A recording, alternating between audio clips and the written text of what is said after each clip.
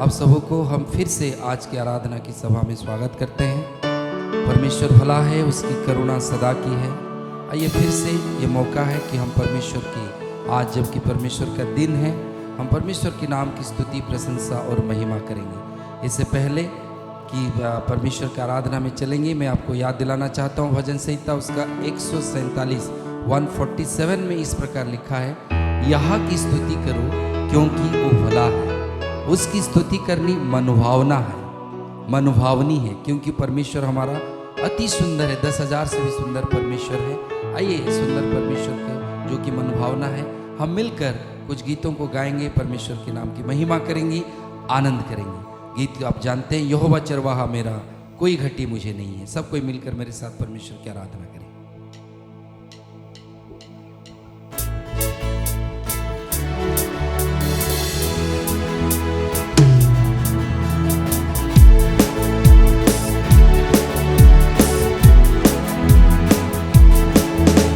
यहोवा चरवाहा मेरा, कोई घटी मुझे नहीं है।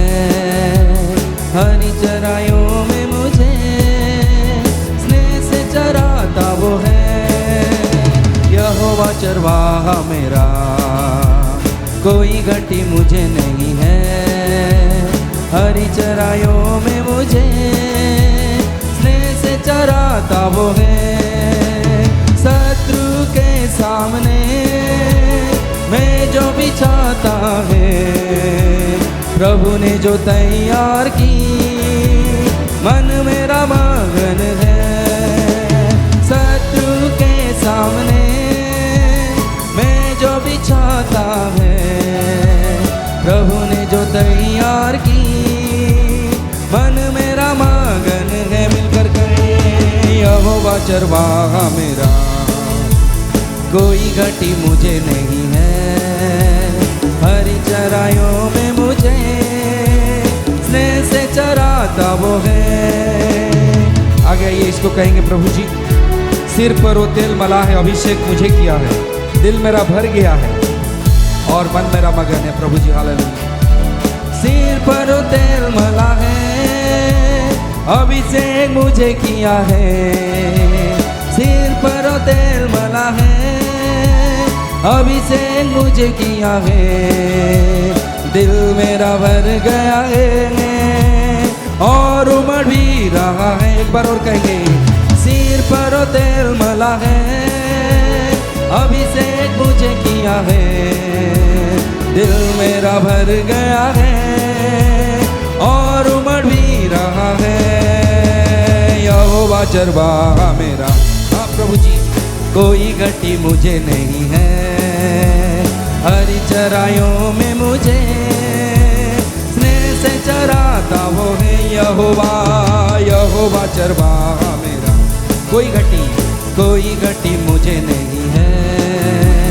हरी चराइयों में मुझे स्नेह से चराता वो है। उठो और गाओ सियोन के संतानों, क्योंकि प्रभु ने छुटकारा दिया। उठो और गाओ सियोन के संतानों, क्योंकि प्रभु ने छुटकारा दिया।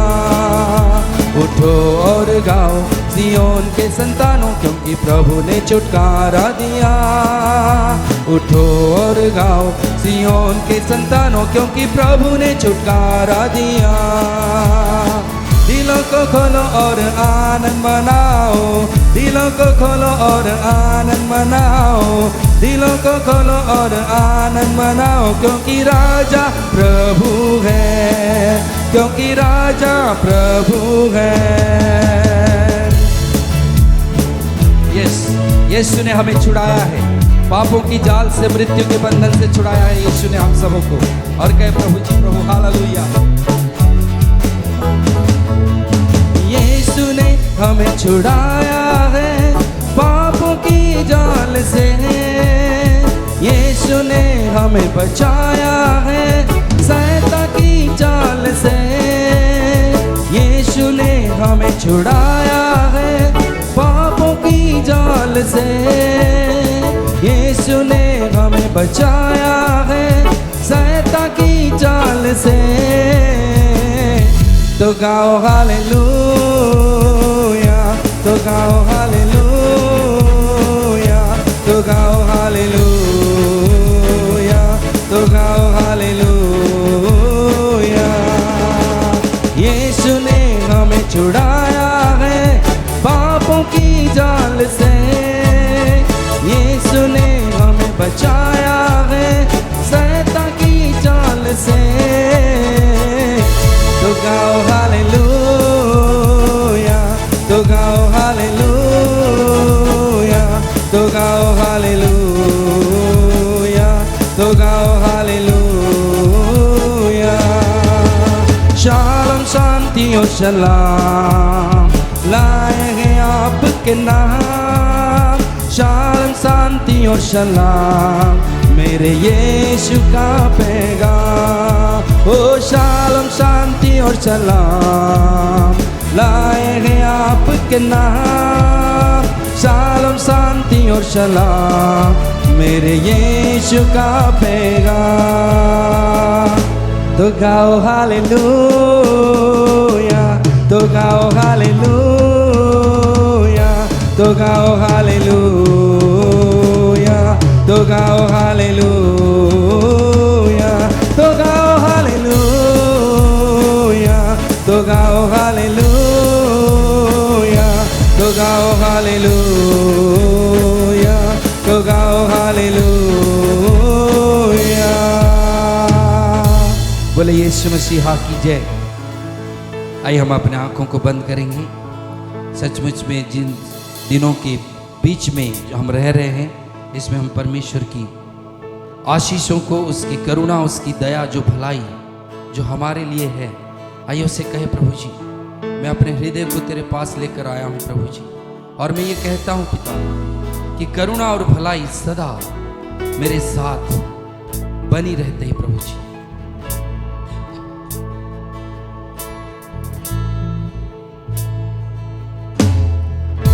यीशु मसीह भरोसा मेरा,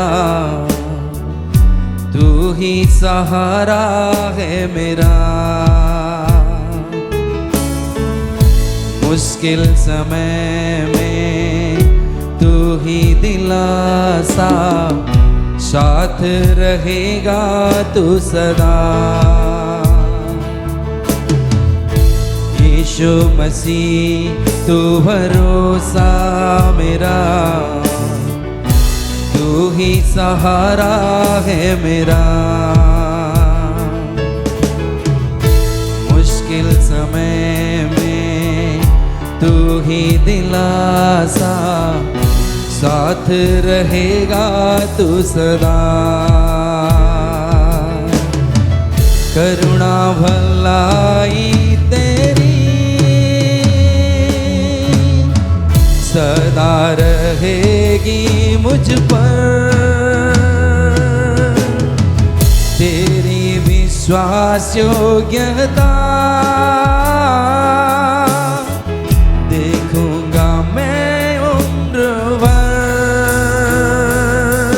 मैं हाथ उठाकर गाऊंगा यीशु तेरा नाम रहे ऊंचा, मैं हाथ उठाकर गाऊंगा यीशु तेरा नाम रहे ऊंचा। मौत से है बचाया तूने, जीवन नया है दे दिया, नाम लेकर पुकारा मुझे, महिमा से मुझको भर दिया। मौत से है बचाया तूने, जीवन नया है दे दिया, नाम लेकर पुकारा मुझे, महिमा से मुझको भर दिया। प्रभु हाथों को उठा कर कहे करुणा भलाई तेरी सदा रहेगी मुझ पर, तेरी विश्वास योग्यता देखूंगा मैं उम्र भर। हाथों को उठा कर कहे, हम हाथ उठा कर गाएंगे, यीशु तेरा नाम रहे ऊंचा। हम हाथ उठा कर गाएंगे, यीशु तेरा नाम रहे ऊंचा। करुणा भलाई तेरी सदा रहेगी मुझ पर, तेरी विश्वास योग्यता देखूंगा मैं उम्र भर। मैं हाथ उठाकर गाऊंगा, यीशु तेरा नाम रहे ऊंचा। मैं हाथ उठाकर गाऊंगा, यीशु तेरा नाम रहे ऊंचा। मिलकर कहें, करुणा भलाई, करुणा भलाई तेरी सदा रहेगी मुझ पर, तेरी विश्वास योग्यता देखूंगा मैं उम्र भर। हम हाथ उठाकर गाएंगे, यीशु तेरा नाम रहे ऊंचा। हाथों को उठाकर हम हाथ उठाकर गाएंगे, यीशु तेरा नाम रहे ऊंचा। यीशु तेरा नाम रहे ऊंचा।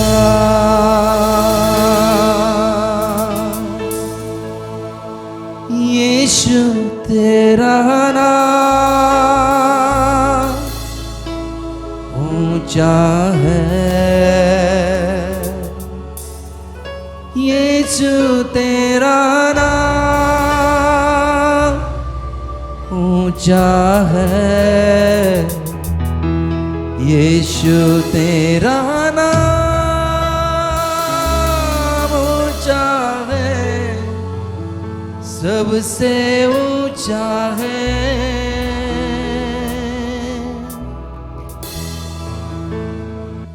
महिमा देंगे तुझको प्रभु, महिमा तुझको प्रभु, तेरा नाम महान और सबसे ऊंचा है। प्रभु जी तेरा नाम महान और सबसे ऊंचा है। आदर देंगे तुझको प्रभु, आदर तुझको प्रभु,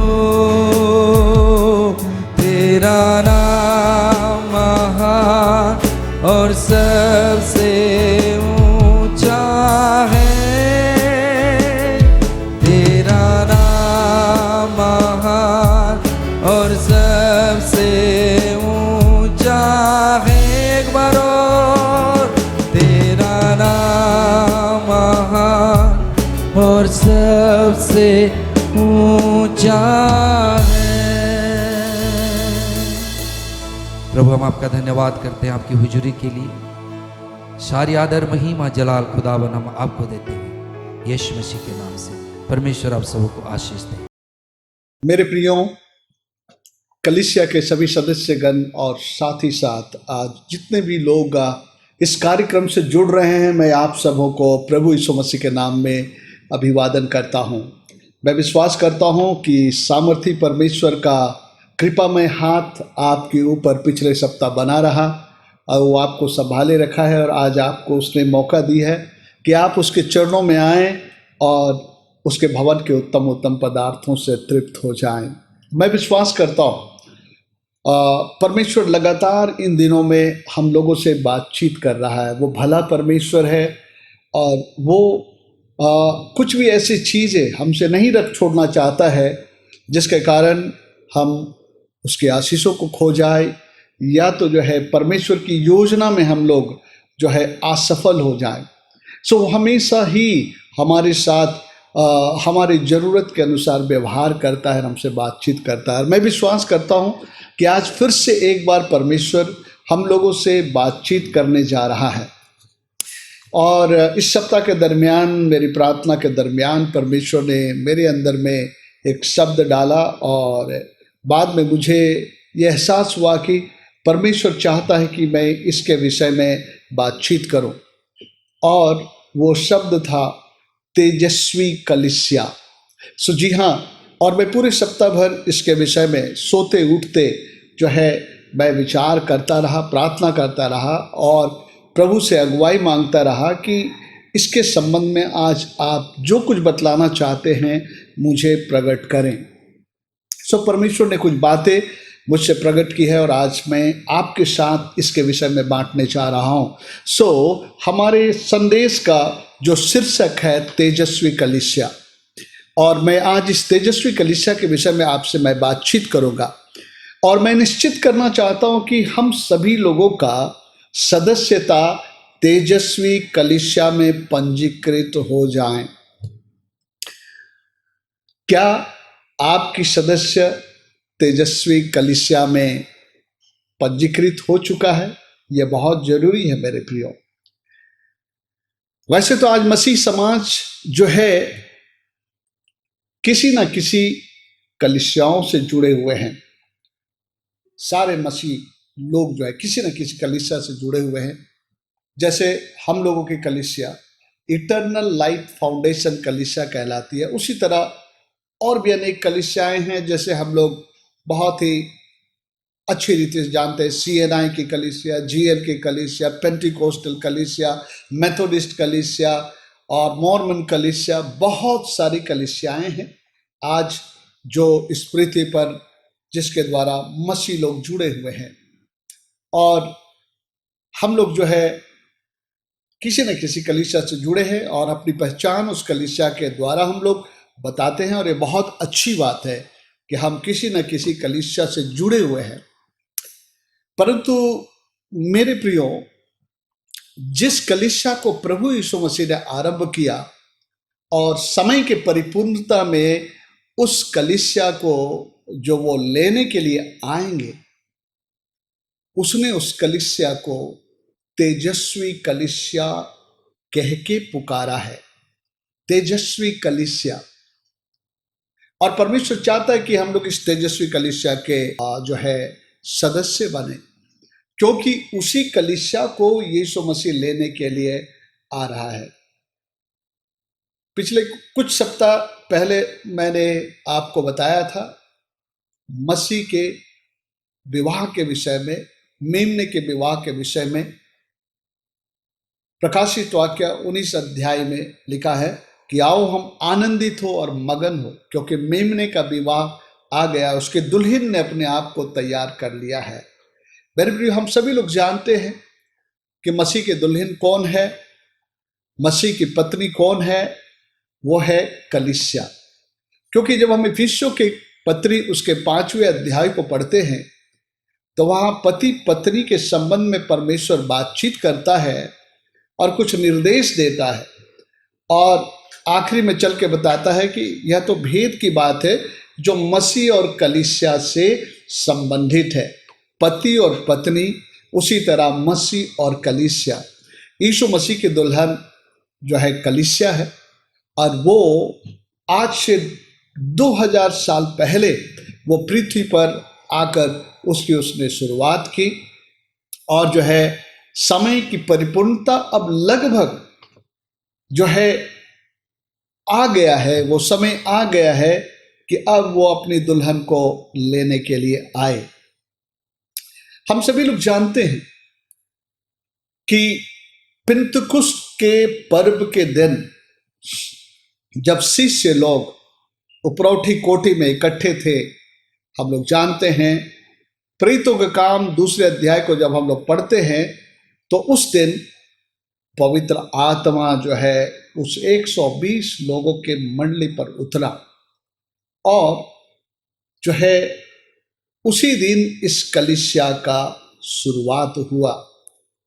जब पवित्र आत्मा उतरा, उनमें से पतरस जो है सुसमाचार को प्रचार किया। जब 2 अध्याय को हम लोग पढ़ते हैं प्रेरितों के काम को, उसमें हम देखते हैं कि पतरस जो है यीशु मसीह के मृत्यु, गाड़े जाने और जी उठने को लेकर के उसने सुसमाचार को सुनाया। और जब उसने सुसमाचार को सुनाया तो एक बात लोगों में हुई जो मैं आपके लिए पढ़ना चाहता हूं। प्रेरितों का काम उसका 2 अध्याय और उसका 38 पद में जब ये सुसमाचार सुनाया गया 37 पद से, तो लिखा है, तब सुनने वालों के हृदय छिद गए और वे पतरस और शेष प्रेरितों से पूछने लगे, हे भाइयों, हम क्या करें? पतरस ने उनसे कहा, मन फिराओ और तुम में से हर एक अपने अपने पापों की क्षमा के लिए यीशु के नाम से बपतिस्मा ले, तो तुम पवित्र आत्मा का दान पाओगे। 41 पद में लिखा है, अतः जिन्होंने उसका वचन ग्रहण किया उन्होंने बपतिस्मा लिया और उस दिन 3000 मनुष्यों के लगभग उनमें मिल गए। एक बड़ी भीड़ 3000 की यीशु मसीह पर विश्वास करके, उसके सुसमाचार पर विश्वास करके यीशु के अनुयायी बनने के लिए वो जुड़ गए और वो एक मंडली का रूप ले लिया जहाँ ये सारे लोग जो हैं आपस में मिलकर रहने लगे और यीशु मसीह की बातों को सीखने लगे। क्योंकि हम लोग देखते हैं कि वो लोग जो है वहाँ पर जो है प्रेरितों से शिक्षा पाने और जो प्रार्थना करने, रोटी तोड़ने में वो लवलीन रहे बोलता है। और ये थी कलीसिया का आरंभ। और प्रथम शताब्दी में जब हम प्रेरितों के काम को पढ़ते हैं तो बहुत ही सामर्थ के साथ कलीसिया बढ़ती चली गई और जो है मसीह के अनुयायी बढ़ते चले गए। और सबसे पहले एंटियोक में लोगों ने उनको कहा ये मसीही हैं और वहाँ से लोग मसीही कलीसिया को जानने लगे कि एक झुंड है, एक बिरादरी है, जो लोग मसीह के लोग बन गए हैं। और वो जो कलीसिया थी इसी तरह से बढ़ने लगा। लेकिन हम लोग जानते हैं कि समय के अंतराल में इसमें विभाजन आया और अलग अलग सिद्धांतों, कुछ विश्वासों को लोग जो है लेकर के आपस में बट गए। अलग अलग नाम से लोग जो है अपनी कलीसियाओं को स्थापित करने लगे। बल्कि मैं कहूँगा कि मसीहों के बीच में डिनोमिनेशन बन गए, फिरके बन गए अलग अलग, और उसी से लोग जाने लगे। और धीरे धीरे जो है ये एक रूप ले लिया कि हम फलाने चर्च से, हम पेंटिकोस्टल से हैं, हम CNI से हैं, हम GL से हैं, मेथोडिस्ट से हैं। इस तरह से हम लोग अपनी पहचान देने लगे। लेकिन मेरे प्रियो, जिस कलीसिया का आरंभ प्रभु यीशु मसीह ने किया और जिसका जो है दर्शन उसके अंदर था, उस कलीसिया का नाम है तेजस्वी कलीसिया। और उस तेजस्वी कलीसिया का अगर हम सदस्य नहीं हैं तो मेरे प्रियो, हम लोग उस कलीसिया को जो यीशु मसीह लेने के लिए आ रहे उसमें हम भागी नहीं हो सकते हैं। परमेश्वर एक विश्वव्यापी कलीसिया की स्थापना कर रहा है जो हर देश, हर महाद्वीपों से लेकर के वो बनाएगा और ये जो मसीह दुनिया आज कहलाती है, मसीह डिनोमिनेशन है, चर्चेस है, मैं आपको बताना चाहता हूं कि कोई जरूरी नहीं कि इसमें सभी लोग मसीह के उस तेजस्वी कलीसिया के सदस्य हैं। मैं ऐसा भी सोचता हूं इटरनल फाउंडेशन के बहुत सारे ब्रांचेस हैं, लेकिन उसमें सभी यीशु के तेजस्वी कलीसिया के सदस्य हैं, मैं नहीं कह सकता हूं मेरे प्रियो।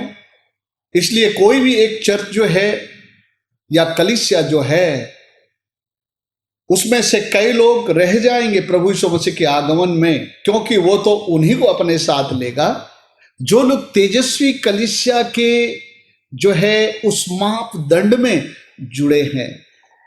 सो आज हम किसी भी कलीसिया में हो सकते हैं और संभावना है कि हम तेजस्वी कलीसिया के सदस्य नहीं बने हैं। प्रभु पूरे विश्व में से मसीहों के बीच में से उन्हीं को लेकर के अपने उस विश्वव्यापी कलीसिया, तेजस्वी कलीसिया को यीशु मसीह के आगमन में उसे जो है इस पृथ्वी पर से उठाएगा। सो ये बहुत ही गंभीर बात है मेरे प्रियो, क्योंकि जैसा हम लोग पिछले समय से बातें करते आ रहे हैं कि हम इशारों को देख रहे हैं, समझ रहे हैं कि हम लोग अंतिम दिनों में जी रहे हैं। प्रभु का आगमन कभी भी हो सकता है, और हम लोग जानते हैं कि यीशु मसीह के आगमन का सबसे बड़ा उद्देश्य है कि अपने कलीसिया को उस क्लेश काल के पीड़ाओं से पहले उठा ले यहाँ से, और वही जो है उसकी दुल्हन होगी। सो आज मैं निश्चित करना चाहता हूं कि आप इस विषय को समझें और इस बात को निश्चित करें कि हम लोग किसी भी डिनोमिनेशन से आज हैं, जिसको हम कहते हैं कि हम फलाने कलीसिया से हैं, लेकिन आप इस बात को निश्चित करिएगा, पृथ्वी पर आप इस डिनोमिनेशन से अभी हैं, इस कलीसिया से हैं, लेकिन आप आज ही निश्चित हो जाइएगा कि आप तेजस्वी कलीसिया के सदस्य हैं। सो सबसे पहले तो आइए हम लोग समझेंगे कि हमारा जो दावा है कि मैं एक कलीसिया का सदस्य हूं, क्या हम सच में तेजस्वी कलीसिया के सदस्य हैं? इस बात का अगर हमारा दावा है तो क्या बाइबल की बातें इस बात को मान्यता देती है या प्रमाणित करती है कि हाँ, मेरा पंजीकरण तेजस्वी कलीसिया में हो गया है? तो आइए हम लोग सबसे पहले तो समझिए कलीसिया क्या है, कलीसिया का अर्थ क्या है। अंग्रेजी में जो शब्द चर्च है और हिंदी में हम लोग कलीसिया करके कहते हैं, वह एक यूनानी शब्द का तर्जुमा या अनुवाद है, और जो शब्द है एक्लीसिया, अक्लीसिया, उसी अक्लीसिया शब्द को अंग्रेजी में चर्च कहा गया है और हम लोग जो है उसको कलीसिया कहते हैं। तो कलीसिया क्या है? इस अक्लीसिया शब्द का अर्थ क्या है? इस अक्लीसिया शब्द का अर्थ है बुलाए हुए लोग, और अंग्रेजी में कहे तो कॉल्ड आउट वन। ध्यान से सुनिए, कॉल्ड आउट वन। हिंदी में इतना मतलब कि गहरा नहीं लगता है यह शब्द जितना अंग्रेजी में लगता है, और अगर उस पर हम ध्यान देंगे तब जो है हम कलीसिया, तेजस्वी कलीसिया के सदस्य कौन है हम समझ पाएंगे। सो अंग्रेजी में लिखता है कॉल्ड आउट वन, हिंदी में हम बोलते हैं, सिंपली बोलते हैं बुलाए हुए लोग। बल्कि मैं उसे कहना चाहूंगा से बाहर बुलाए हुए लोग, कहीं से बाहर बुलाए हुए लोग, क्योंकि अंग्रेजी में कहता है कॉल्ड आउट वन। तो कहां से बुलाए हुए? कॉल्ड आउट मतलब किसी को किसी के बीच में से उसको बाहर बुला करके अलग लेके आना। कोई बड़ी भीड़ है या कोई कॉन्फ्रेंस है, वहां कोई बैठा, उसको बाहर आप ला, उसको कॉल्ड आउट वन बोलेंगे। किसी कॉन्फ्रेंस से, किसी भीड़ से, किसी प्रोग्राम से किसी को बाहर लेकर के आना। सो एक्लीसिया का अर्थ है कॉल्ड आउट वन, मतलब बाहर बुलाए हुए लोग। संसार से, शैतान के साम्राज्य से, अंधकार से, पाप से, अधर्म की दुनिया से बाहर बुलाए हुए लोग, कॉल्ड आउट पीपल, मतलब संसार से, शैतान के साम्राज्य से, अधर्म की दुनिया से, अंधकार से, पाप से, इनके बीच में से बुलाए हुए लोग, बाहर बुलाए हुए लोग जो है कलीसिया है। इस संसार में लोग जो पैदा होते हैं उनकी दशा होती है, वो संसार में होते हैं, वो शैतान के साम्राज्य के अधीन होते हैं, अधर्म के अधीन होते हैं, पाप के अधीन होते हैं। और हम सभी लोगों ने इसका अनुभव किया। जैसे जैसे हम होश संभालने लगे, हमारी उम्र बढ़ने लगे, हम अपने इर्द गिर्द, अपने सोच में, विचारों में, दृष्टि में, बातों में हमने अपने आप को बहुत ऐसी चीजों में फंसा और बझा पाया, बल्कि हम उनका आनंद भी लेते रहे। इसी से परमेश्वर जो है मनुष्य को बुलाने के लिए आया। परमेश्वर को बुलाने की आवश्यकता क्यों हुई? परमेश्वर को इसलिए बुलाने की आवश्यकता हुई कि परमेश्वर ने जिस मनुष्य को सृष्टि किया था उसको तो अपने स्वरूप और समानता में किया था, और अपने ही तरह एक परिवार को पृथ्वी पर उसने रचा था। लेकिन हम सभी लोग कहानी अच्छी तरह जानते हैं, शैतान के बहकावे में आकर के जो है आदम और हवा परमेश्वर से दूर हो गए, और उसके बाद जो है उसके वंशज भी परमेश्वर से दूर हो गए। और हम लोग देखते हैं परमेश्वर कहता है कि मनुष्य के मन में जो भी पैदा होता है, उत्पन्न होता है, वो बुरा ही होता है। उसके अंदर में बहुत किस्म के ऐसे बुरे विचार पैदा होते हैं जिसमें वो चलता है। ऐसा करके परमेश्वर ने कहा। सो ये संसार को आज देखिए, यह संसार बुराई से, पाप से, अंधकार के साम्राज्य से भरा हुआ है, हर किस्म के जो है बुराई से भरा हुआ है। और परमेश्वर अपने लिए एक प्रजा, जिसको हम लोग कलीसिया कहते हैं, वो तैयार करने के लिए अपने पुत्र यीशु मसीह को भेजा।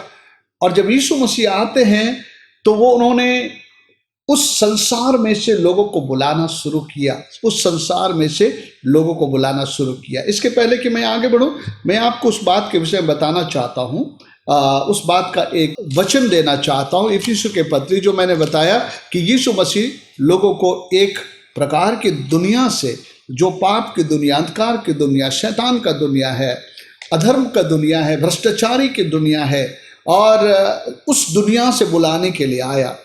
इफिसियों की पत्री में हम लोग देखते हैं उसके दूसरे अध्याय में 1 और 2 पद में तो परमेश्वर इन इफिसियों से बातें कर रहा है। इफिसी लोग कौन हैं? इफिसी के अंदर में जो लोग हैं यही बुलाए हुए लोग हैं। कहाँ से बुलाया परमेश्वर ने उनको? कहाँ से उनको बाहर बुलाया? From where God called them out. यहाँ पर हम लोग जब इफिसियों के पत्री उसका दूसरा अध्याय में पढ़ते हैं तो तस्वीर हमें दिखाई देता है जिसके विषय में मैं कह रहा हूँ। 1 और 2 पद, 1 से 3 पद में लिखता, उसने तुम्हें भी जिलाया जो अपने अपराधों और पापों के कारण मरे हुए थे, जिनमें तुम, सुन लिए, तुम पहले इस संसार के रीति पर आकाश के अधिकार के हाकिम अर्थात उस आत्मा के अनुसार चलाए चलते थे जो अब भी आज्ञा ना मानने वालों में कार्य करता है। और किस प्रकार का जीवन जीते थे? इनमें हम भी सब के सब पहले अपने शरीर के लालसाओं में दिन बिताते थे और शरीर और मन की इच्छाएं पूरी करते थे, और अन्य लोगों के समान स्वभाव ही से क्रोध के संतान थे। संसार के रीति पर, अंधकार के हाकिम के रीति पर और शरीर के लालसा और अभिलाषाओं में जीने वाले लोग थे।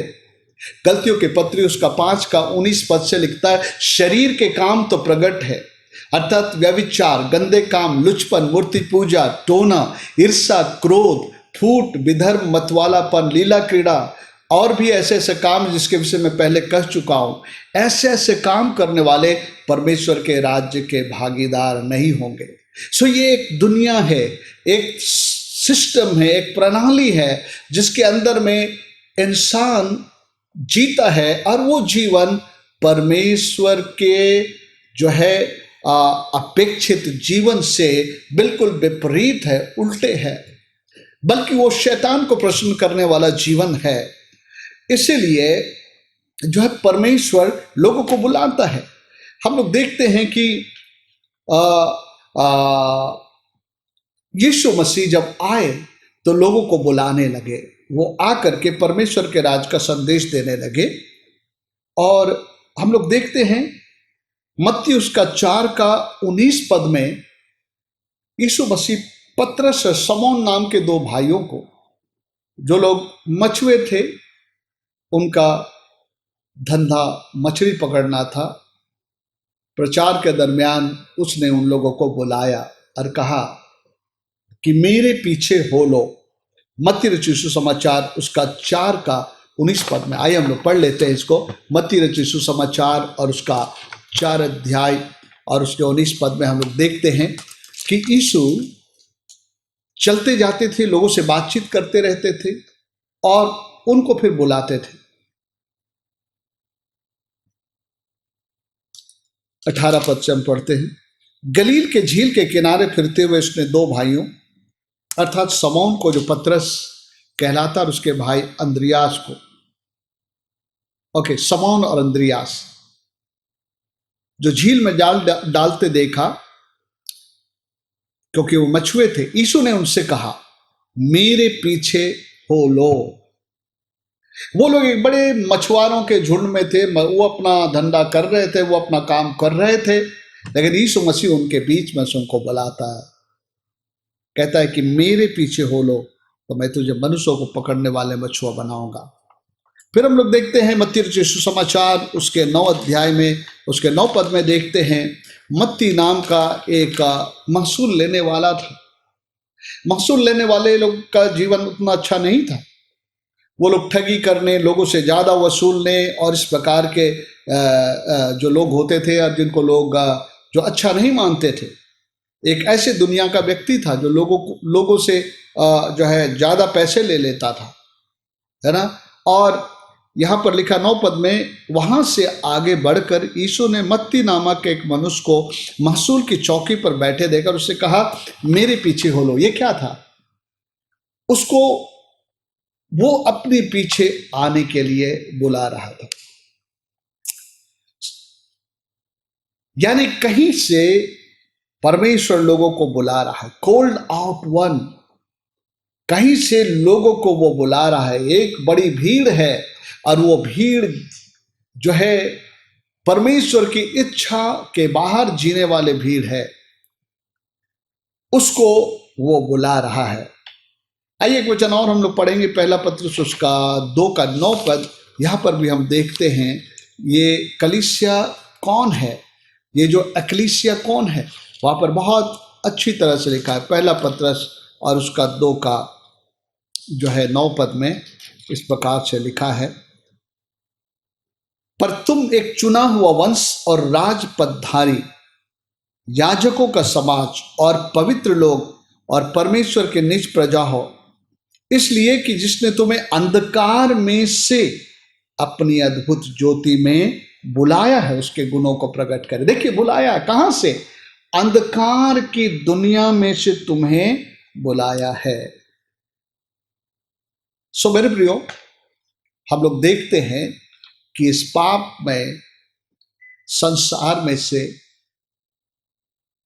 परमेश्वर ने लोगों को अपने पास बुलाने के लिए, अंधकार की दुनिया में से, भ्रष्टाचारी की दुनिया में से, एक भक्तहीन संसार में से परमेश्वर जो है लोगों को बुलाने के लिए आया। और उसके बुलाने में 2 बातें होती थी। कुछ थे जो उसको प्रत्युत्तर देते थे, जैसे शमौन और अंद्रियास, मत्ती, और उसके और भी कई चेले हुए जो इन्होंने उसको प्रत्युत्तर दिया। उसके अलावा बहुत सारे लोग भी प्रत्युत्तर देते थे कि हाँ, हम आप पर विश्वास करते हैं, आपकी बातों को मानेंगे, आपके पीछे चलेंगे। लेकिन वहाँ और भी लोग होते थे जो यीशु मसीह का इनकार करते थे, बल्कि यीशु मसीह का वो विरोध करना चाहते थे, बल्कि यीशु मसीह को मारना चाहते थे। सो मेरे प्रियो, हम आरंभ से देखते आए हैं, जब बड़ी भीड़ में से परमेश्वर लोगों को बुला रहा है, यीशु लोगों को बुला रहे हैं, तो बहुतों ने उसे प्रत्युत्तर दिया, उस पर विश्वास करके उसका अनुयायी होने के लिए और पूरी रीति से उसके पीछे चलने के लिए एक नए प्रकार के संसार में हो करके परमेश्वर भक्ति का जीवन व्यतीत करते हुए, परमेश्वर की जो आरंभ से योजना थी उसको पूरा करते हुए जीने के लिए यीशु मसीह के बुलाहट के प्रत्युत्तर में हामी भरते उसके पीछे हुए, और कुछ लोगों ने उसे तिरस्कार किया। सो मेरे प्रियो, ये बात आज भी नहीं बदला है। आज भी दो प्रकार के लोग हैं। कुछ हैं जो यीशु के बुलाहट का प्रत्युत्तर देते हैं और उसके पीछे चलने लग जाते हैं, कुछ जो है उसका प्रत्युत्तर नहीं देते हैं। बल्कि अब मैं कह रहा हूं, मसीह समाज की बात कर रहा हूं, जो कहते हैं कि हम लोग कलीसिया के लोग हैं। लेकिन आज कलीसिया में दो प्रकार के लोग हैं। हम चर्च के अंदर होंगे, कलीसिया में होंगे, लेकिन आज या तो हम यीशु को उसके पीछे चलने के लिए उस पर विश्वास करते हुए, मन फिराते हुए उसके पीछे चलने के लिए हमने उसको प्रत्युत्तर दे दिया है, या तो हम एक जो रिलीजियस मसीह है, एक धार्मिक रीति विधि पूरा करने वाले, या एक धार्मिक समाज में रहने के कारण, मसीह कहलाने के कारण, जिस भी डिनोमिनेशन, जिस कलीसिया का हम सदस्य है, वहाँ हम एक अपने कर्तव्य निभाने के लिए कि मैं चर्च जा रहा हूँ, आ रहा हूँ, ये हम काम कर रहे हैं। हो सकता है उन समय के फरीसियों की तरह हम जो है यीशु का खुले आम इनकार तो नहीं कर रहे हैं, यीशु को श्रापित तो नहीं कर रहे हैं, लेकिन दूसरी ओर हम यीशु के पीछे चलने के लिए अपने आप को समर्पित नहीं कर रहे हैं। यीशु वर्षों से इंतजार कर रहा है कि हम को जो वो बुलाया है कि संसार में से तुम निकल आओ, मेरे पीछे हो लो। हमने कई संदेशों को सुना और कई प्रचारकों को सुना, कई मीटिंग्स में हम गए, लेकिन जो है आज एक प्रश्न हमारे सामने है, क्या आपने यीशु को प्रत्युत्तर दिया कि यीशु, मैं जान गया हूं, मैं पहचान गया हूं कि मैं जिस दुनिया में जी रहा हूं वो मेरी बुलाहट नहीं है, लेकिन मेरी बुलाहट है कि मैं परमेश्वर के पीछे हो लूं, और मन फिराकर यीशु को अपने जीवन दे दिया। 1980 24 नवंबर को मैंने भी अपना जीवन यीशु मसीह को दिया। मेरा जन्म मसीह परिवार में ही हुआ, लेकिन 19 साल की उम्र तक मैं चर्च आता जाता रहा, लेकिन मैं प्रभु यीशु मसीह को प्रत्युत्तर नहीं दिया था। मैं सोचता था कि मैं एक मसीह हूँ और यीशु मेरा प्रभु है, लेकिन मेरी आंखें खुली एक दिन कि जब तक मैं स्वयं से यीशु पर विश्वास करके, पश्चाताप करके उसे अपना जीवन ना सौंपो, उसके पीछे चलना ना शुरू करूं, तो जो है ना तो वो मेरा प्रभु है और ना तो मैं उसके तेजस्वी कलीसिया का अंग हूं।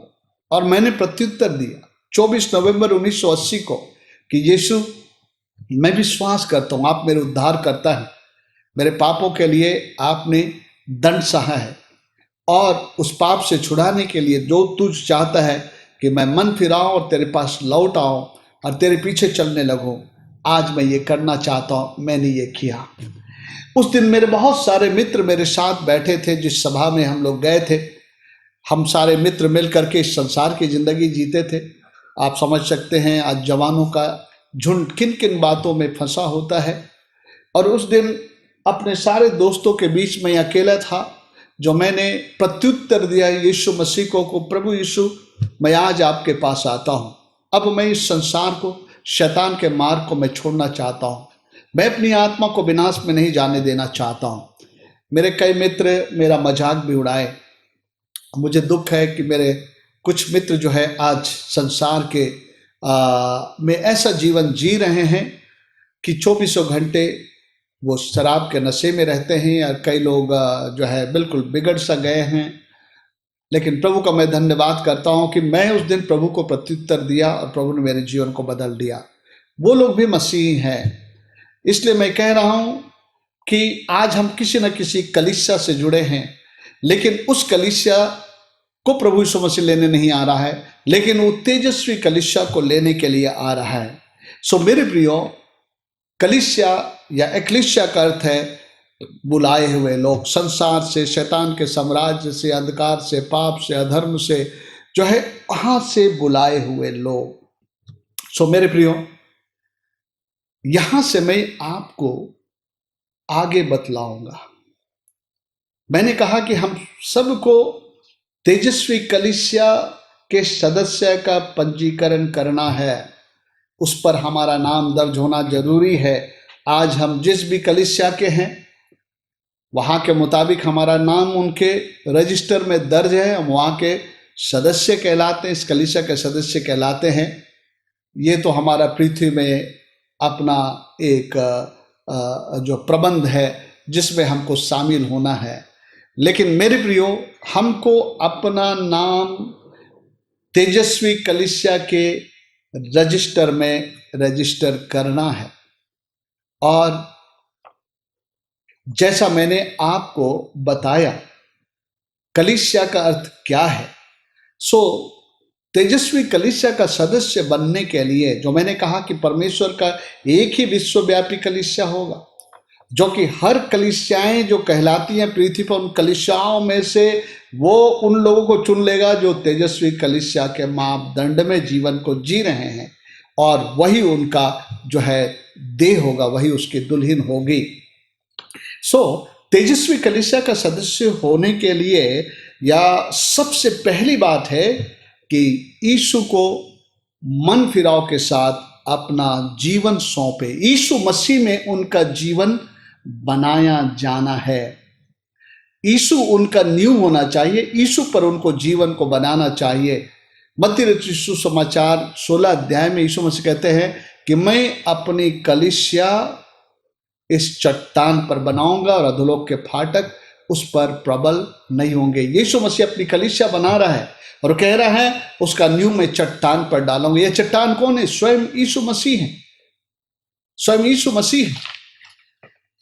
पहला पत्रुस का 2 अध्याय और 4 और 5 पद में जब हम पढ़ते हैं तो तेजस्वी कलीसिया का पंजीकरण यहीं से होता है।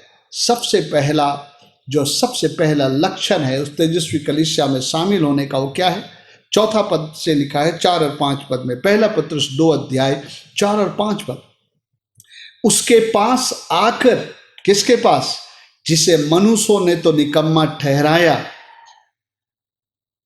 जब प्रभु यीशु मसीह आए, सदुकियों ने, फरीसियों ने, उन्होंने यीशु मसीह को निकम्मा ठहराया। उसकी बातों को सुनते थे लेकिन उन्होंने उसको ठुकराया, उसको निकम्मा ठहराया। तो लिखा है उसके पास आकर, जिसे मनुष्यों ने तो निकम्मा ठहराया परंतु परमेश्वर के निकट चुना हुआ और बहुमूल्य और जीवता पत्थर है। यीशु मसीह ने कहा मत्ती सुसमाचार 16 मैं अपनी कलीसिया इस चट्टान पर बनाऊंगा, इस पत्थर पर बनाऊंगा। और यहाँ पर 5 पद में लिखता है तुम किसके पास हो? निकट, जो चुना हुआ और बहुमूल्य जूता पत्थर है। और उसके बाद 5 पद क्या कहता है? तुम भी, यहां पर इंडिविजुअल की बात कर रहा है, तुम भी आप जीवते पत्थरों के समान आत्मिक घर बनते जाते हो, यानी मंदिर बनते जाते हो, जिससे याजकों का पवित्र समाज बनकर ऐसी आत्मिक बलिदान चढ़ाओ जो यीशु मसीह के द्वारा परमेश्वर को ग्रहण योग्य है।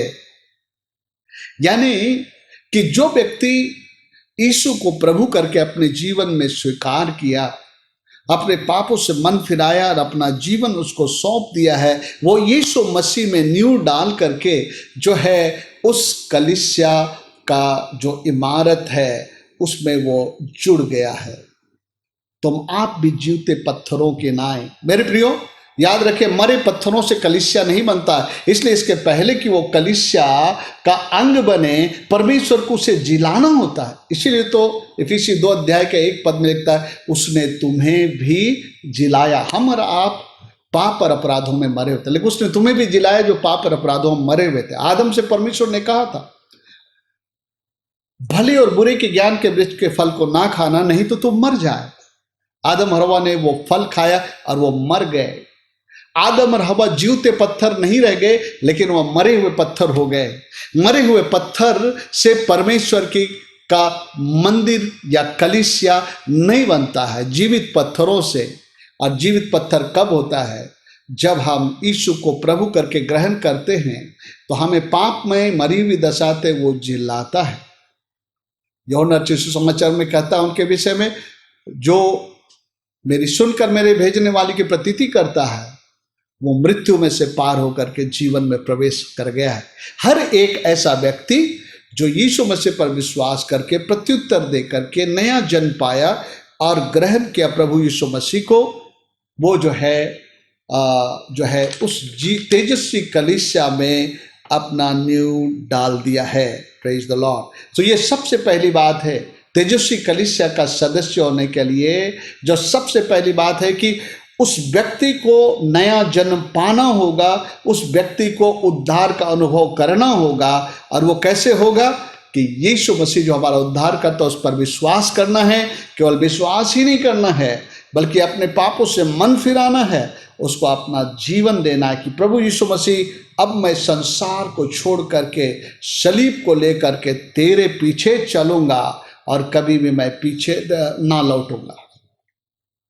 यह सबसे पहली बात है। सबसे पहला लक्षण जो एक तेजस्वी कलीसिया का सदस्य है, यीशु मसीह में नींव डालकर, कैसे मन फिराकर, पश्चाताप करते हुए, यीशु को प्रभु करके ग्रहण करते हुए, पापमय और संसार और शैतान को छोड़कर यीशु के पीछे चलने का एक समर्पण। ये अनुभव अगर आपने पाया है तब तो आपने पंजीकरण करा लिया है। अगर ये अनुभव नहीं पाया है तो जो है आपका पंजीकरण अभी तेजस्वी कलीसिया में नहीं हुआ है। मेरे प्रियो, क्या आपके पास एक ऐसा दिन आपको याद है कि आप इतने कायल हुए परमेश्वर के पवित्र आत्मा के जरिए कि आपने कोई विरोध नहीं किया, इनकार नहीं किया, लेकिन यीशु को अपने जीवन को समर्पित कर दिए? या तो जब जब परमेश्वर ने आपसे बातें की आप अपने मन को कठोर करके रख दिए और आज तक अपना जीवन आप मसीह को नहीं सौंपे? हाँ, आप मसीह रीति विधियों में सारी चीज में भागी हैं, हर प्रकार के कार्यक्रमों में भागी हैं, रीति विधियों में भागी हैं, लेकिन मेरे प्रियो, जब तक ये बात नहीं करता है कोई, तब तक तेजस्वी कलीसिया का सदस्य नहीं हो सकता है। प्रभु यीशु मसीह तेजस्वी कलीसिया के सदस्यों को लेने के लिए आ रहा है। तेजस्वी कलीसिया के सदस्य उसके जो है वो दुल्हन होंगे। सबसे पहली बात मैंने बताया, तेजस्वी कलीसिया के सदस्य कौन होते हैं। ऐसा नहीं कि हम अलग अलग नाम के कलीसिया हैं, उसमें हमारा नाम का नहीं। सबसे बेस्ट कलीसिया में भी आप एक चर्च में आने जाने वाले हैं, लेकिन अगर आपने मन नहीं फिराया, यीशु को जीवन नहीं दिया, उसमें नहीं जुड़े, उसके पीछे नहीं हो लिए, तो आपने यीशु मसीह को प्रत्युत्तर नहीं दिया है और आपका पंजीकरण तेजस्वी कलीसिया में नहीं हुआ है। लेकिन अभी भी देर नहीं हुआ है, यीशु मसीह आए नहीं है बादलों पर, अभी कलीसिया उठाई नहीं गई है, इसलिए अभी भी समय है, आप अपना नाम दर्ज करा लो। मेरे प्रियो, हम लोग हर दिन कई सरकारी अनाउंसमेंट को देखते, फलानी चीज़ है, ये करवाना है, आपको यहाँ रजिस्टर करना, वहाँ रजिस्टर कर लीजिए, आपका यहाँ रजिस्टर नहीं होगा तो आपका बैंक खाता बंद हो जाएगा, आपका ट्रांजैक्शन बंद हो जाएगा। और हम लोग भागे भागे जाते हैं कि वो सारी चीज़ों को हम लोग करें जिससे कि हमारा सही ढंग से पंजीकरण बना रहे हमारा। मेरे प्रियो, इसके विषय में क्या है तेजस्वी कलीसिया का, ताकि आप जब प्रभु बादलों पर आए तो उठाए जाए, पहले पुनरुत्थान के भागी हो, जो कि महाक्लेश काल में से होकर ना गुजरे। ये आवाज तो 2000 साल से चल रहा है, ये घोषणा प्रभु के सेवकों के द्वारा 2000 साल से चला आ रहा है।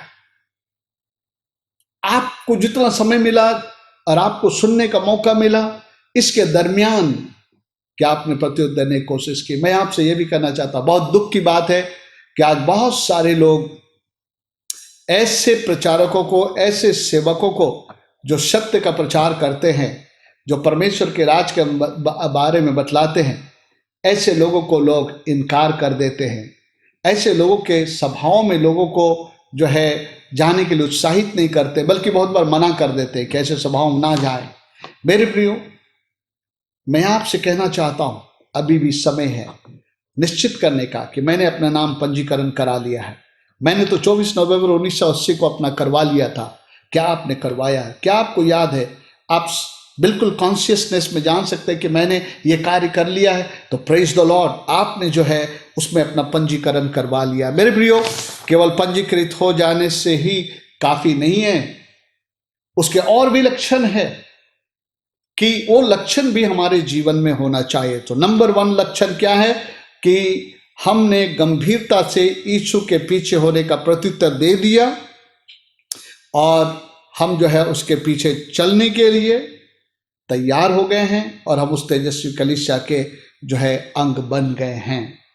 Praise the Lord. जो लोग ऐसा कर लिए हैं, मैं आप लोगों को जो है कांग्रेचुलेशन देना चाहता हूं कि आप जो है इस पृथ्वी के पर के कोई कलीसिया के नहीं लेकिन तेजस्वी कलीसिया के मेंबर बन चुके। चाहे आप किसी भी सदस्य कोई भी कलीसिया से क्यों ना हो, अगर आपने ये काम कर लिया है तो आपका जो है रजिस्ट्रेशन हो गया है तेजस्वी कलीसिया में। सो आइए हम लोग आगे देखेंगे और क्या क्या लक्षण है। केवल रजिस्ट्रेशन करा लेने से काम नहीं चलेगा, उसके आगे हम लोग देखेंगे दूसरी बात। दूसरा बिंदु यह है कि जब हमने अपना जीवन प्रभु यीशु मसीह को सौंप दिया, उसके बाद तेजस्वी कलीसिया के सदस्य का और एक लक्षण है, और वो लक्षण क्या है? लगातार शुद्धिकरण की प्रक्रिया में बना रहना। लगातार शुद्धिकरण की प्रक्रिया में बना रहना, जिसे अंग्रेजी में सैंक्टिफिकेशन कहते हैं। यीशु को जीवन देने के बाद शुद्धिकरण की प्रक्रिया में बना रहना हमारे लिए जरूरी है, क्योंकि हम प्रभु को जब जीवन देते हैं एक ही दिन में हमारा सब कुछ बदल नहीं जाता है। यीशु को जीवन देने के बाद भी आप देखेंगे कि आपके जीवन में बहुत सारे विचार है, बहुत सारे सोच है, बहुत सारे व्यवहार है जो परमेश्वर के वचन के अनुसार नहीं है। और अब जो है, अब हमको शुद्ध होने की आवश्यकता है, उन मलिनताओं से हमको शुद्ध होने की आवश्यकता है। तो ये शुद्धिकरण का प्रोसेस क्या है, कैसे ये शुद्धिकरण होता है? मेरे प्रियो,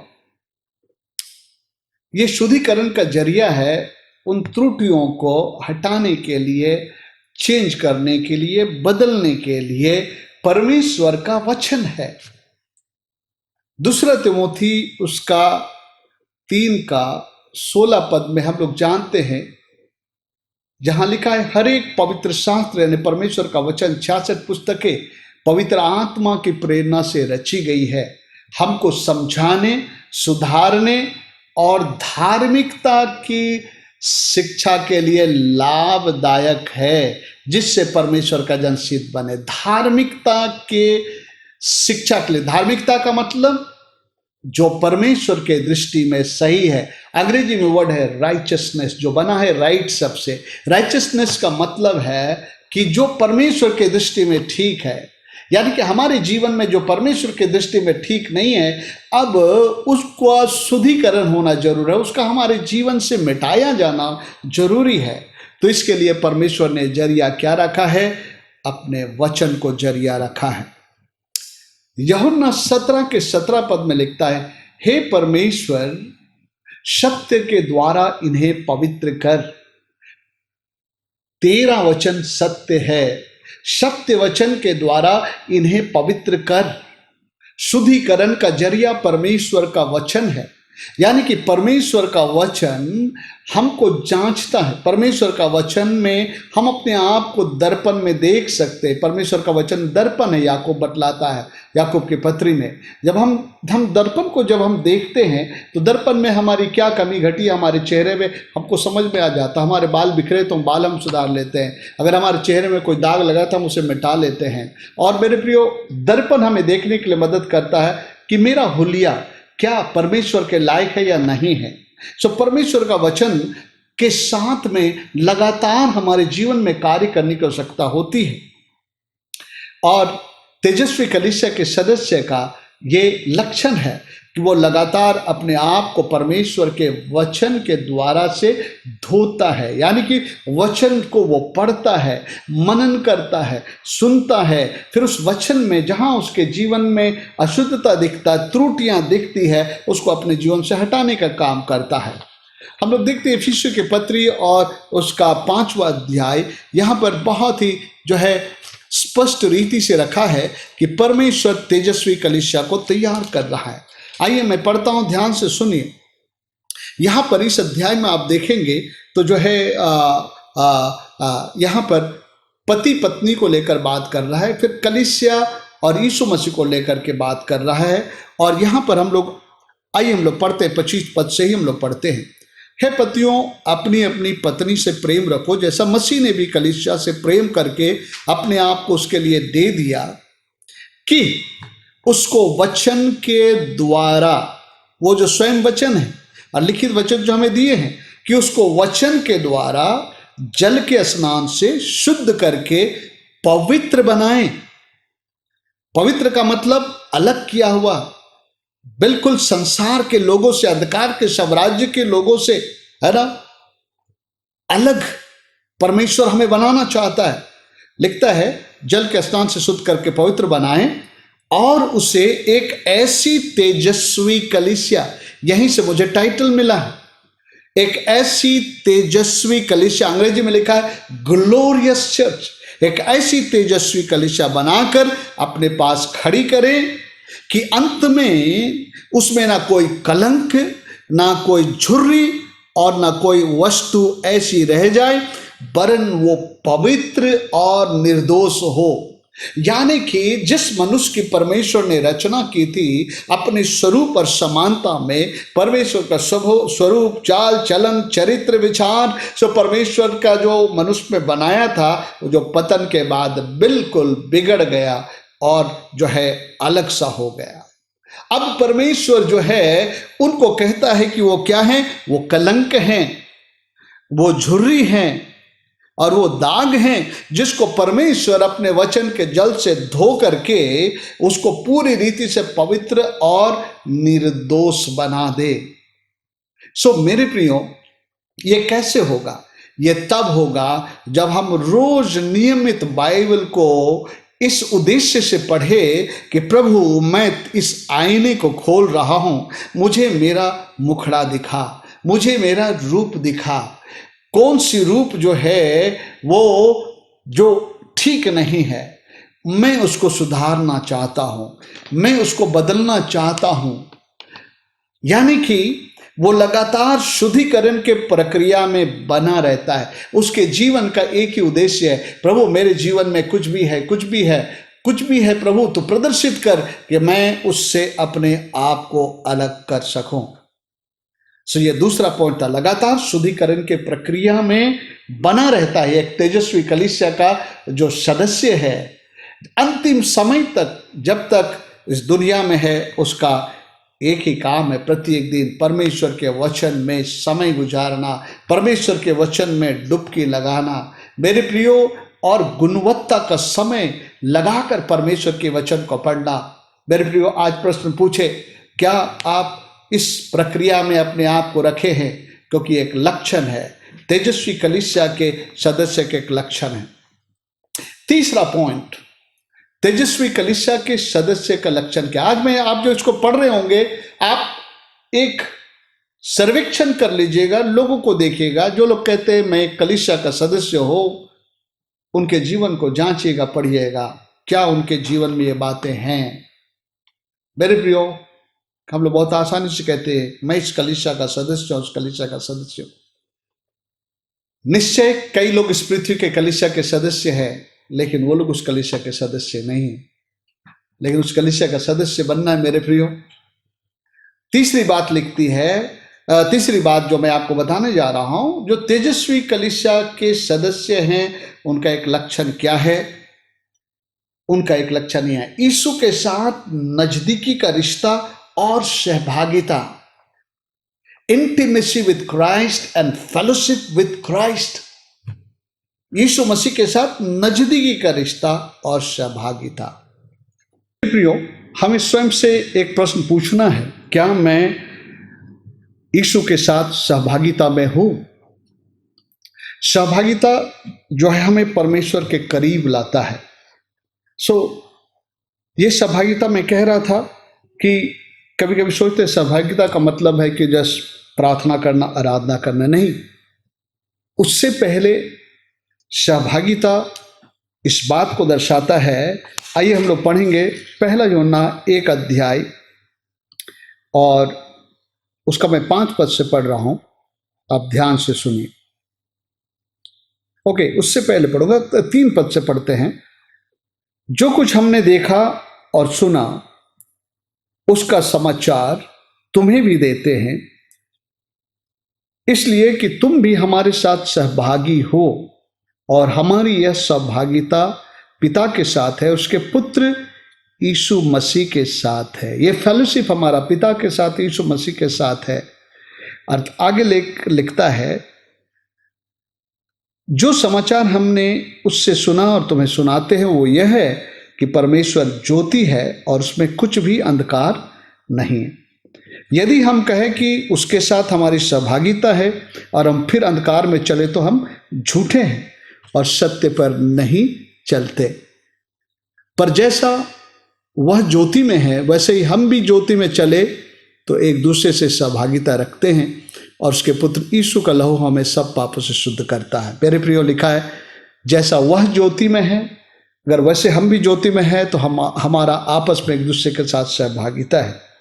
यीशु मसीह ने कहा यूहन्ना 8:12 में, मैं जगत की ज्योति हूं, जो कोई मेरे पीछे चलेगा वो अंधकार में नहीं चलेगा परंतु वो ज्योति पाएगा। हर किस्म का पाप अंधकार को दिखलाता है। आइए हम लोग इफिसियों की पत्री में हम लोग पढ़ते हैं। यहां पर यह वचन में इस प्रकार से लिखा है, इफिसियों की पत्री और उसका 5वां अध्याय, और मैं यहां पर पढ़ना चाहता हूं, पहले 7 और 8 पद को पढ़ता हूं। 5वां अध्याय 7 और 8, इसलिए तुम उसके सहभागी ना हो क्योंकि तुम तो पहले अंधकार थे परंतु अब प्रभु में ज्योति हुआ था। ज्योति के संतान के समान चलो, क्योंकि ज्योति का फल सब प्रकार की भलाई, धार्मिकता और सत्य है। मैंने कहा, यीशु ने कहा, मैं जगत की ज्योति हूं, जो मेरे पीछे होलेगा अंधकार में ना चलेगा। और यहां पर 7 पद में, तुम उनके सहभागी ना हो। किनके? अंधकार में होने वाली बातों में सहभागी ना हो। और अंधकार में होने वाली बातें क्या है? 3 पद से लिखा है, जैसे पवित्र लोगों के योग्य है वैसे तुम में व्यभिचार, किसी प्रकार का अशुद्ध काम या लोभ की चर्चा तक ना हो, और न निर्लजता, न मूर्ता की बातचीत की, न ठट्ठे की, क्योंकि ये बातें शोभा नहीं देती, वरन धन्यवाद ही सुना जाए। क्योंकि तुम यह जानते हो कि किसी व्यभिचारी या अशुद्ध जन या लोभी मनुष्य की, जो मूर्ति पूजक के बराबर है, मसीह और परमेश्वर के राज में मिरास नहीं। कोई तुम्हें व्यर्थ बातों से धोखा ना दे, क्योंकि इन्हीं कामों के कारण परमेश्वर का क्रोध आज्ञा ना मानने वाले पर पड़ता है। इन्हीं में सहभागी नहीं होने के लिए कह रहा है। क्यों?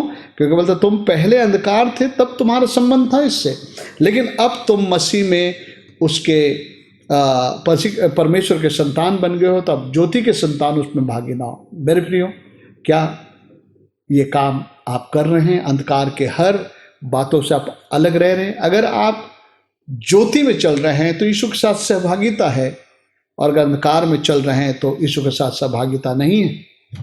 यह संभव है, आप चर्च में रहते हुए, रेगुलर संडे चर्च अटेंड करते हुए भी आप अंधकार में चलते रहेंगे। सो मेरे प्रियो, ज्योति में चलना, प्रभु की आराधना का जीवन, प्रार्थना का जीवन हमें मसीह के नजदीकी के रिश्ते में लाता है और संगति में लाता है। चौथी बात हम लोग देखेंगे, तेजस्वी कलीसिया के सदस्यों का एक चौथा लक्षण मैं आपको बता रहा हूं। अरे चौथा लक्षण है लगातार बदलने की प्रक्रिया में स्वयं को रखना। जी हां, लगातार बदलने की प्रक्रिया में स्वयं को रखना, ट्रांसफॉर्मेशन। मेरे प्रियो, वचन में लिखा है 2 कुरिन्थी 5:17 में, यदि कोई मसीह यीशु में है तो वह नई सृष्टि है, देखो पुरानी बातें बदल गई, सब कुछ नई हो गई।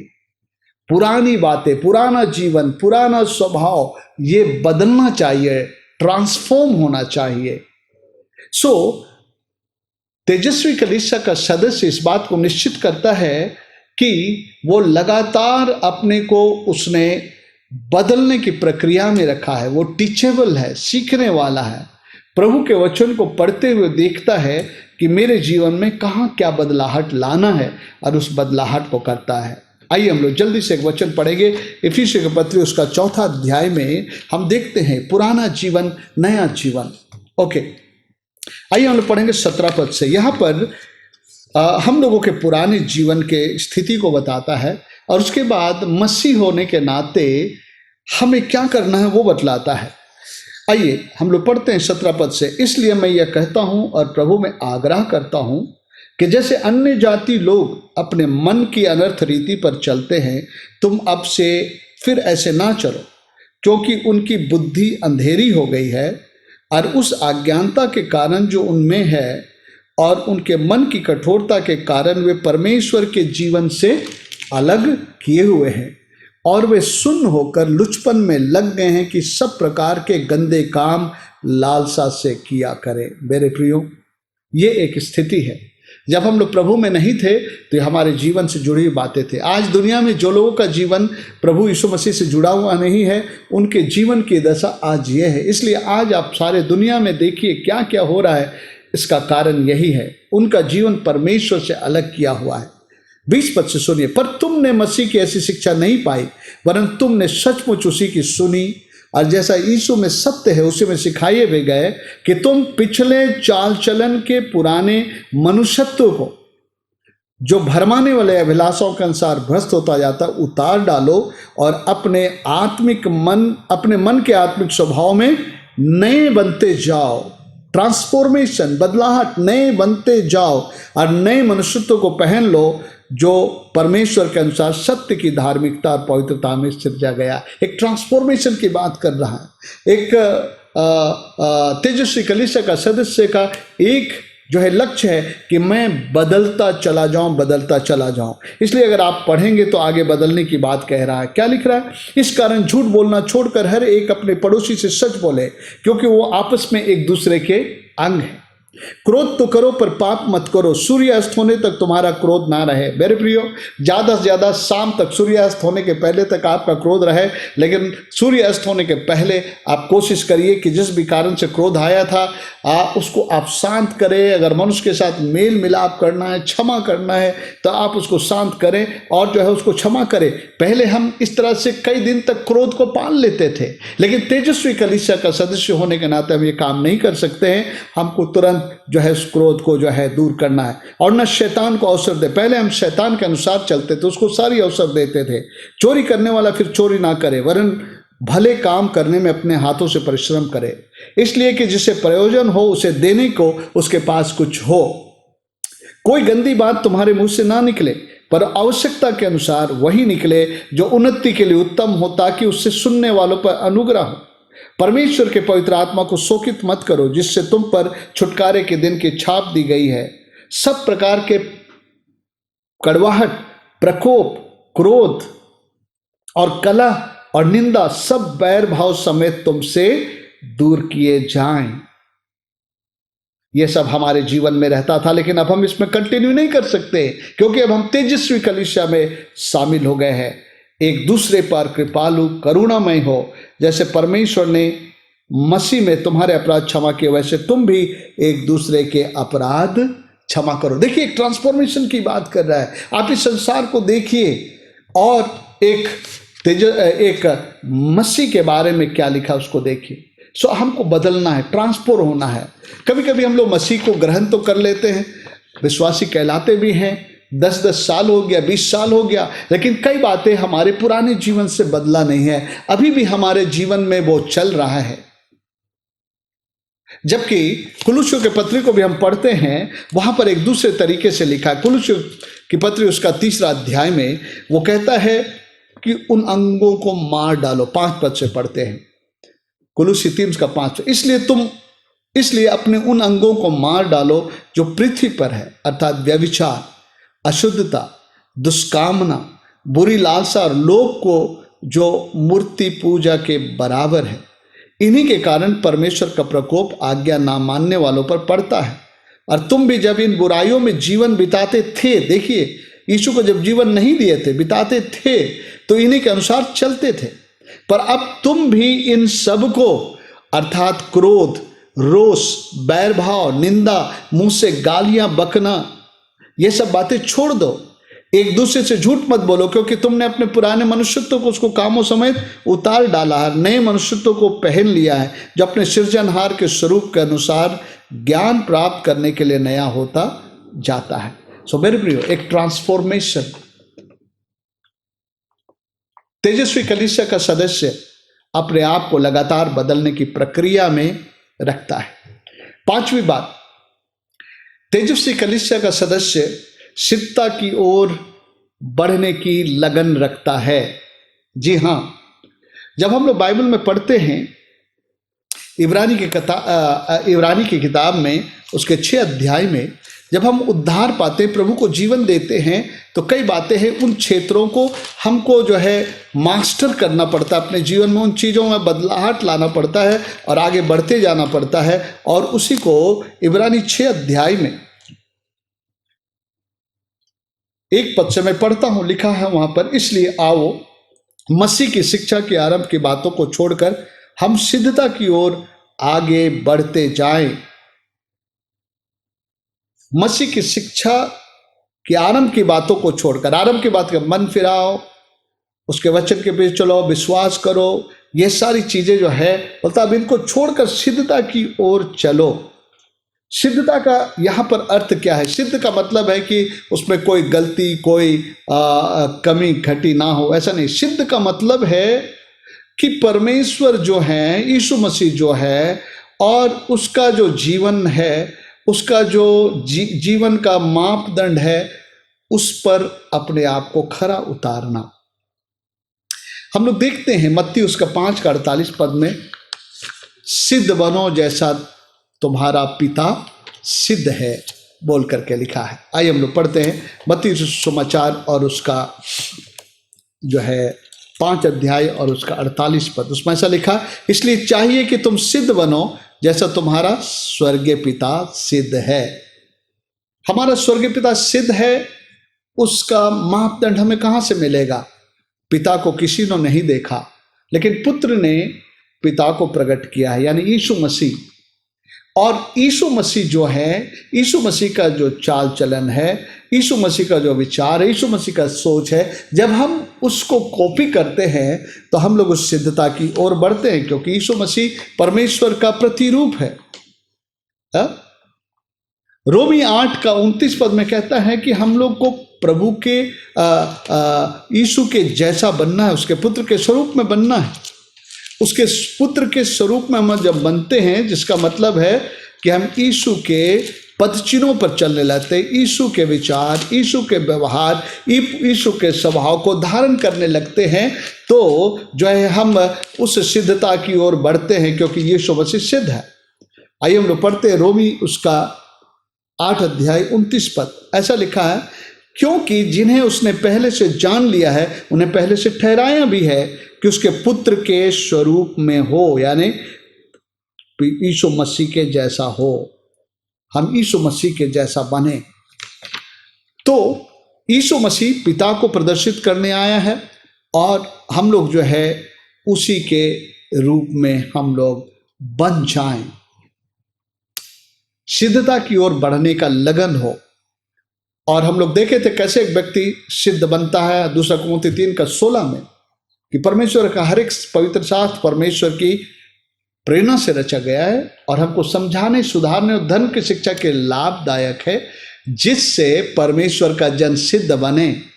यीशु मसीह वचन है, यीशु मसीह आदि में थे, लिखा है आदि में वचन था, वचन परमेश्वर के साथ था, वचन परमेश्वर था, वही देहधारी हुआ। तो आज जब हम यीशु के वचन को पढ़ते हैं, यीशु के वचन को धारण करते हैं, तो हम यीशु के जैसा बनते लगते हैं, और हमारी त्रुटियां घटते घटते घटते घटते हम सिद्धता की ओर बढ़ते हैं। जितनी त्रुटियां पतन के बाद हमारे जीवन में आई है, जितना वो घटेगा उतना हम सिद्धता की ओर बढ़ने पाएंगे। सो लगातार हमें अपने जीवन में प्रयासरत होना चाहिए कि मेरे जीवन में त्रुटि कम से कम, कम से कम, कम से कम, पाप बुराई कम से कम होती जाए, घटते जाए, और हम उस सिद्धता की ओर बढ़ते जाए जो प्रभु यीशु मसीह में है, प्रभु यीशु मसीह का जीवन है। आइए हम 6वीं बात को देखें। 6वीं बात है कि तेजस्वी कलीसिया के सदस्यों का एक लक्षण है, वो पृथ्वी पर के नहीं स्वर्गीय बातों पर मन लगाते हैं। मेरे प्रियो, आज हमें जांचने की आवश्यकता है, हमारा मन, हमारा ध्यान कहाँ लगा रहता है। हमारा समय, हमारा ध्यान, हमारा मन कहाँ लगा रहता है। मेरे प्रियो, कुलुस्सियों के पत्र उसका 3 अध्याय 1 से 3 पद को हम लोग पढ़ते हैं। कुलुस्सियों 3 अध्याय उसका 1 से 3 पद में यहाँ हमसे कहा गया है, अतः जब तुम मसीह के साथ जिलाए गए तो स्वर्गीय वस्तुओं की खोज में रहो, जहाँ मसीह विद्यमान है और परमेश्वर के दाहिने बैठा है। पृथ्वी पर की नहीं पर स्वर्गीय वस्तुओं पर मन लगाओ, क्योंकि तुम जो मर गए तुम्हारा जीवन मसीह के साथ परमेश्वर में छुपा हुआ है। पृथ्वी पर की नहीं स्वर्गीय बातों पर मन लगाओ। मुझे याद है, जब मैं प्रभु को जीवन नहीं दिया था, मेरा सारा मन संसार में ही लगता था। संसार की बातें, संसार का आकर्षण, संसार का मनोरंजन, है ना, ये सारे समय जो हमारा ध्यान वहीं रहता था। परमेश्वर को तो कभी हम लोग याद नहीं करते थे।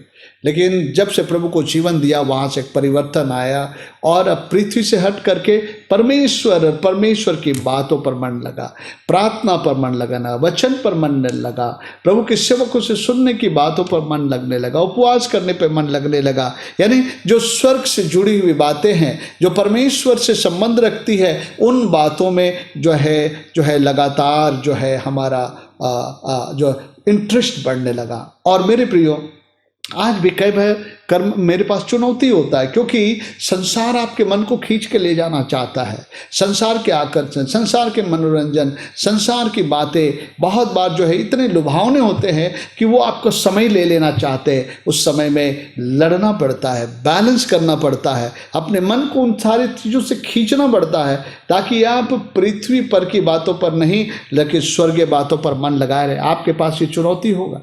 कई बार आपका मन ऐसे चीज़ों में लग जाएगा, आपका ज़्यादा समय संसार की बातों से लग जाएगा, संसार के आकर्षणों में लग जाएगा और आपको एहसास होगा कि मैंने इतना समय उन सारी चीज़ों में बिता दिया कि ना मैंने वचन को पढ़ा, ना मैंने प्रार्थना किया, और आपके अंदर में ग्लानि होगी।